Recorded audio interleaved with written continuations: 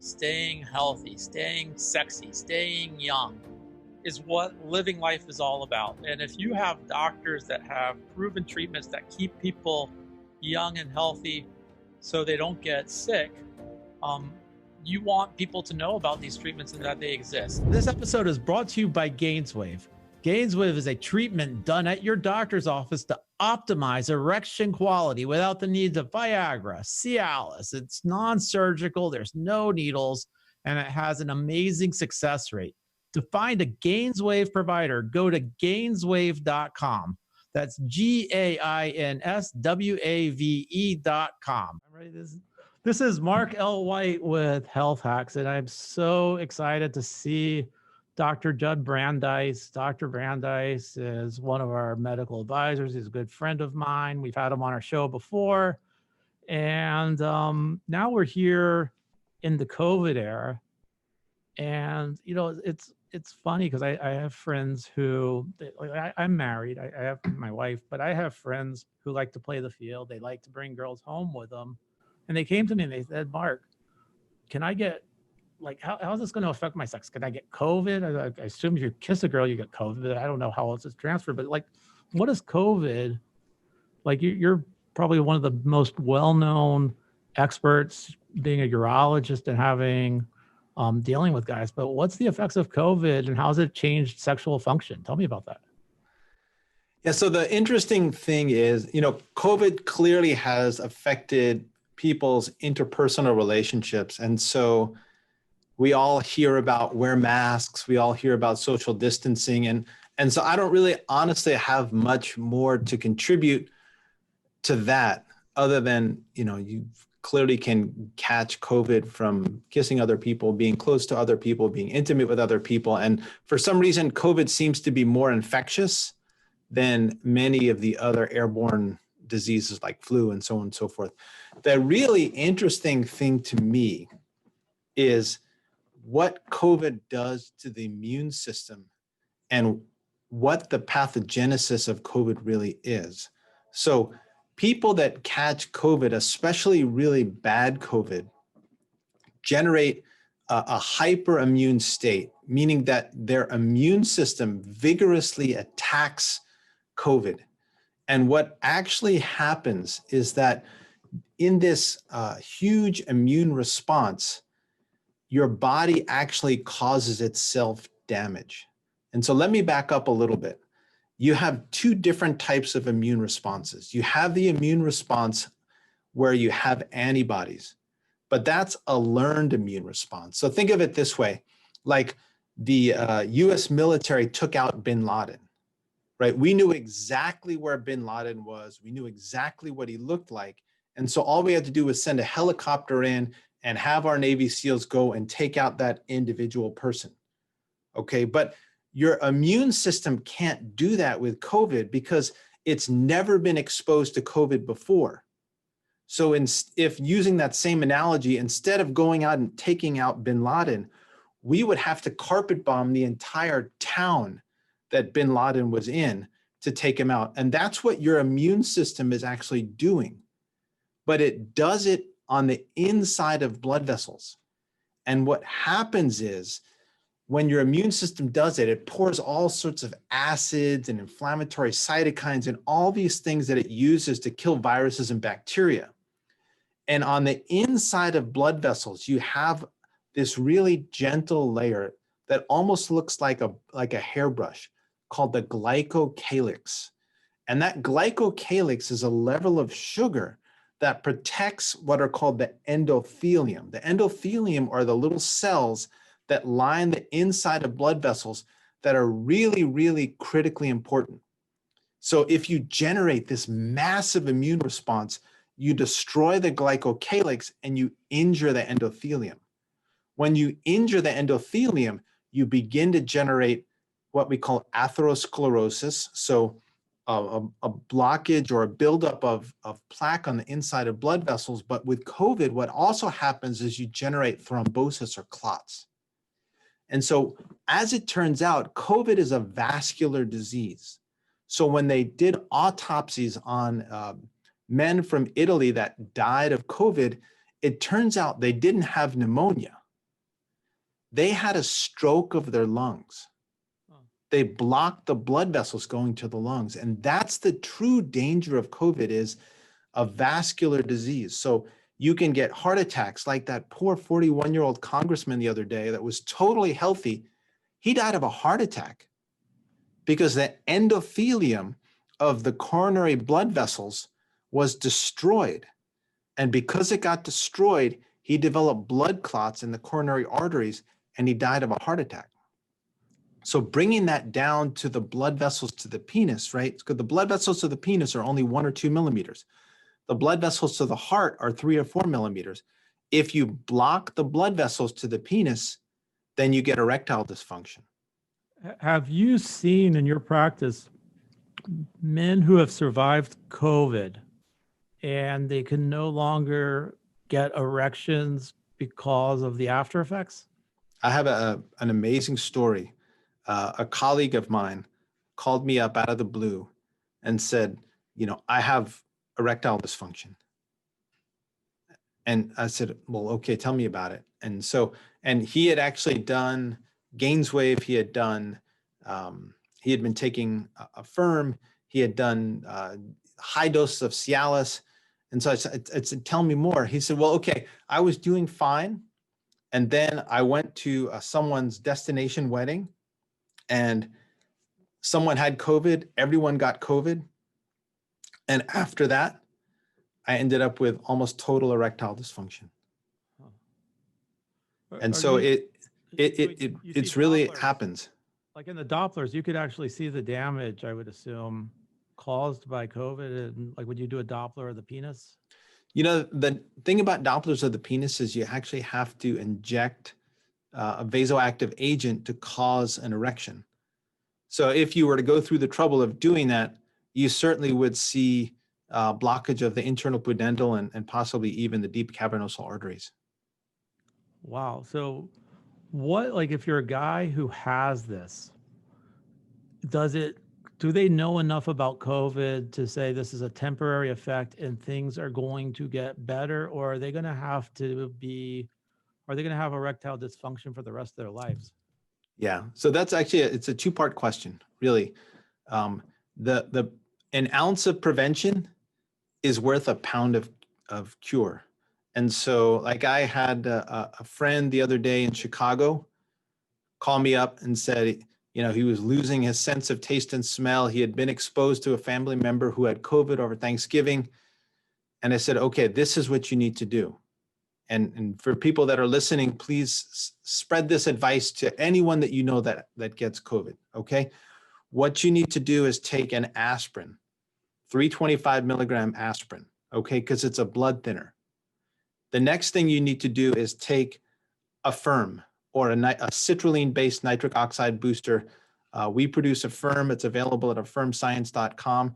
You need 3 grams of L-citrulline every day, okay? Because what that does is it helps, 1, prevent thrombosis or clot. 2, it helps protect the glycocalyx, and it helps protect the endothelial cells, okay? So aspirin, a citrulline-based nitric oxide booster, hydrate.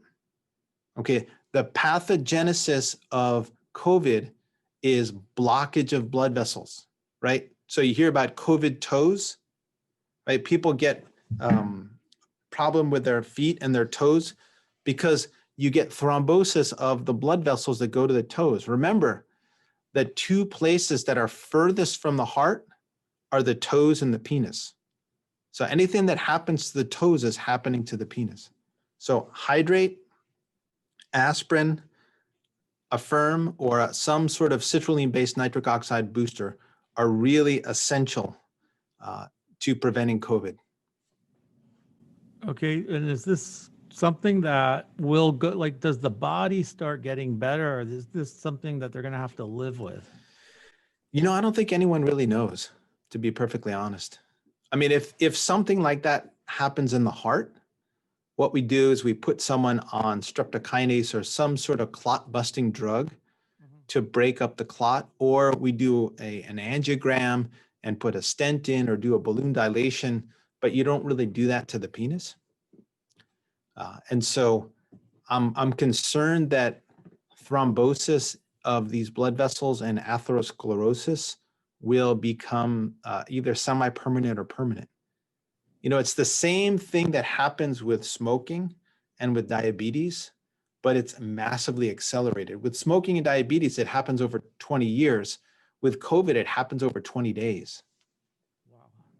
Yeah, I have friends who have recovered from COVID and they can't exercise anymore because after about 10 minutes of exercising, they can't breathe. They feel like they've aged 20 years after they've come out of COVID. But this is the first, it's interesting because I've never heard until today about erectile dysfunction being a side effect of COVID. But what you're saying makes perfect sense. Well, why don't you think more people are out there talking about it? Because guys, sex is everything to a lot of guys. Yeah, I totally agree with you. I mean, look at smoking, right? People are dying left and right from lung cancer. No one really cared. But as soon as you tell someone, well, smoking can give you erectile dysfunction, all of a sudden they start considering, well, maybe I should stop smoking. COVID produces maybe they hear this and more guys will start wearing freaking masks. You tell these guys exactly. that don't believe in masks, hey, they don't care about the heart attack, but they care about their penis. Exactly. And, I totally agree. We see a lot of people. Fortunately, the Bay Area hasn't been quite as bad. Southern California is a total mess, but there are going to be long-term consequences. Now, it typically wouldn't happen to someone who has a mild case of COVID, but if you have a moderate to severe case of COVID, your immune system is going to basically just carpet bomb everywhere that it finds COVID. And that's going to tear up the glycocalyx and it's going to cause endothelial damage. And when you have damage to the endothelium, you're going to get blood clots in blood vessels, especially small blood vessels. See, that's the key, is the small blood vessels are the ones that are really mostly affected. Do you think guys with erectile dysfunction now are at higher risk of having a bad outcome if they catch COVID? Well, absolutely. Because what that's saying is you already have a baseline of blocked blood vessels. Getting erections are a function of the blood pressure that you can send into the penis. And if you're already compromised in terms of the blood pressure you can get into the penis, then COVID is really going to just, even if it brings the blood pressure you can deliver to the penis down 10 or 20 millimeters of mercury, that can be the difference between getting a rigid erection and not getting a rigid erection. Because when you get an erection, you have to get a blood pressure high enough in the penis to block the venous return. And if you're not getting a blood pressure that's high enough to block the venous return, then you're pretty much a limp biscuit. I like that term, a limp biscuit. Let's call it COVID dick. Yeah, COVID dick. So that's you hear about like brain fog, you hear all these other things, but nobody talks about COVID dick. So like in terms of libido or hormones or anything else, have you seen any effects of COVID on guys wanting to perform sex, or have you heard anything like that? Yeah, I mean, so they've done some studies that looked at testosterone levels and COVID patients. And it seems like COVID actually reduces testosterone level. And men with higher testosterone levels seem to be able to fight COVID better for some reason. And so we don't really understand why, but one, if you reduce blood flow to the testicles, you're certainly going to produce less testosterone. And two, by getting these really high fevers that men get, you're also going to affect fertility, right? Because the reason the testicles hang lower is because sperm production takes place at about 97.1 degrees, ideally. So your body temperature is 98.6 degrees. The temperature in the testicle should be about 97 degrees. A really common cause of infertility is what we call a varicocele, which is dilated veins in the testicle that bring body temperature blood down to the testicles. Well, if all of a sudden you're cooking the testicles because your body temperature is 102 or 104 or 105, because some of these COVID folks get really, really high fevers, you're going to affect your ability to produce sperm, especially in the short term. We don't really know about the long term. So these younger men who are saying, well, this doesn't really affect me because I have a great chance that I'm going to survive. These younger men, what I think you're saying is that one of the risks is you might become infertile because you got COVID at the age of 25. I think that's a possibility. You know, an example is the mumps, right? So people used to get the mumps, and you would get what's called mumps orchitis. So for some reason, you would get this massive inflammation in the testicle, and a lot of men became infertile because of the mumps. Thank goodness we have a vaccination against the mumps. But before that happened, there were a lot of guys that were 15 years old, got the mumps, and became infertile. And I think that COVID is going to have a number of long-term effects that because of the way that it attacks blood vessels. And with women, do you think that there is any chance? What are the negative effects of women when it comes to reproduction, or it comes down to vaginal lubrication? Yeah, that's a good question. I think they're really, I actually looked at the literature yesterday in kind of anticipation of our talk today to see if I could bring the most up-to-date information. And it's amazing because everything now is online. The medical and the scientific community, it's like almost like when we had HIV, everyone's trying to publish everything that they possibly can. But at the same time, it's hard to get really good information, because when someone has COVID, the last thing that they're concerned about is fertility. The one interesting, really, really interesting study I looked at was out of Mass General. So they had 10 women who were pregnant with severe COVID, and they didn't know what to do. And it's, you know, when someone is pregnant, you're much more cautious about the things that you do to get them better. And you know what actually turned the corner for them? Inhaled nitric oxide. Wow. Wow. Right? So that's something they take while they're suffering from COVID. They should be doing while they're suffering from COVID. It's not something you should do at home. You should only do this under the supervision of a physician. I don't even know. What we're talking about is laughing gas, right? No, that's nitric. Okay. I mean, that's nitrous. So laughing gas is something totally different. It's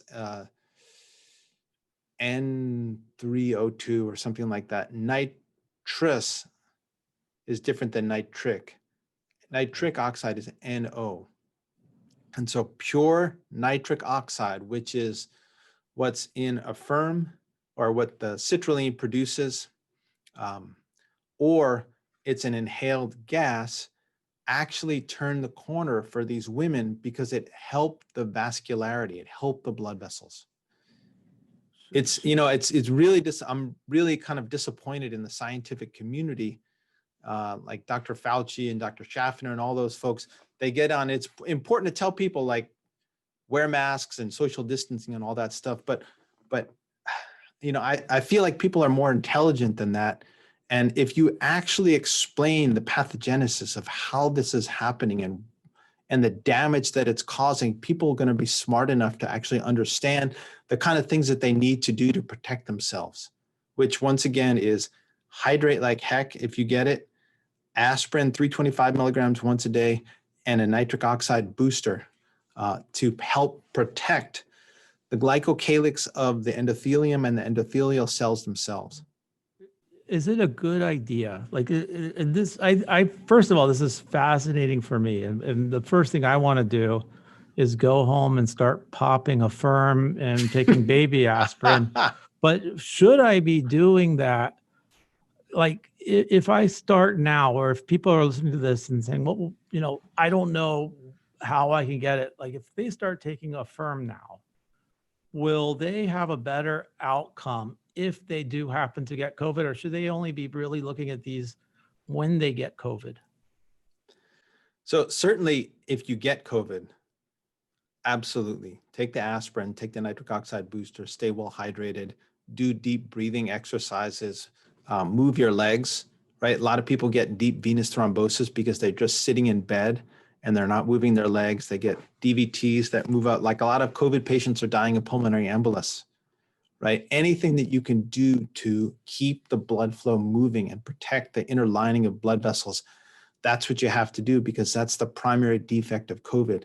But it's also important to take a nitric oxide booster, both for erectile function, for athletic performance. I just found out, I listened to a lecture the other day from Lou Ignarro, who's the Nobel Prize winner that discovered all this, that there are more nitric oxide receptors in the brain than any other organ in the body. So it's critically important for brain circulation and even for immunity, right? Because one, in order to fight COVID, you have to get your white blood cells, your neutrophils, your natural killer cells to the site where the COVID is attacking you. But also, you know what macrophages use to kill viruses? Nitric oxide. Wow. So it's really critically important to have high levels of nitric oxide to prevent COVID and also to protect your blood vessels. So I'm talking to somebody just this morning, and I'm telling them about, the vaccination, and when the vaccine is out, we're going to require people that come into our office to get vaccinated. And they're like, look, I don't want to get the vaccination done because they don't know what the effects are. Do you see any, being vaccinated, could that cause any problems whatsoever to erectile performance, sexual function? Okay, so I was a participant in the Pfizer vaccine trial. So I am the guinea pig. I've gotten my first dose. I got my booster dose. I have my lab test that shows I'm IgG positive. So I'm bulletproof at this point. I would tell people the vaccine is totally safe, and that I would say that people are really, how should I say this? Naive, ignorant? If you don't get the vaccine, you're an idiot. Well, that's really that's a good way to say it. You're really an idiot. I think part of the problem is just too much freaking bad information out there from people who don't know better. Yeah, what a vaccine does. So it's really, the Pfizer vaccine is fascinating. It really is fascinating. Okay, the Pfizer vaccine is a messenger RNA vaccine. We've never had a vaccine like this. So what most vaccines are just kind of crushed up virus or crushed up bacteria. Your immune system, let's back up a little bit. Okay, there are a number of different types of antibodies. Okay, we all have what are called IgM antibodies. So that's like having a library. We have a library of anything that we ever would be exposed to. Okay, and so if you're exposed to COVID or COVID-19 or COVID-27 or COVID-242, you have an IgM that will stick to it so that your immune system can attack it, but you only have a few of those. Okay, so think about like a library. Like now all of a sudden, somebody makes a movie about COVID-19, and so everyone wants to read about COVID-19. So the publisher starts to crank out books of COVID-19, but it takes about a month for there to be enough COVID-19 books for people to read. So antibodies are the same way. Once you're exposed to a foreign invader, it takes about a month to make a different type of antibody called an IgG antibody. Once you have IgG, that IgG can attach itself to a virus, and then your immune system says, oh, aha, this IgG is attached to the virus. I need to attack this virus, because your body has trillions of bacteria and trillions of viruses, and only some of them are pathogenic, that some of them you have to attack. So what a vaccine does is it helps your body I produce these antibodies that help you identify which of these viruses you need to attack. And that's all a vaccine does. So basically going back to, I love this because I've never heard it before, but the Bin Laden analogy, basically what the vaccine is they're putting a picture of Bin Laden into your body saying, this is what you need to look for. And it takes your body about 30 days to prepare for that. Exactly. Because think about it, like even in your mouth, you probably have 1 trillion bacteria in your mouth, or in your intestines. You have, hundreds of trillions of bacteria and viruses all throughout your body, but only some of them are bad. And antibodies help us figure out which ones are bad and which ones to attack. And so that's all a vaccine does. I have no idea why people are so freaked out and opposed to these vaccines. It's really like, I put my money where my mouth is. Even before the vaccine was proven safe, I signed up for the vaccine trial to get the vaccine because I'm so confident that vaccines have saved millions and millions and millions of people's lives. I have no idea why people are so freaked out.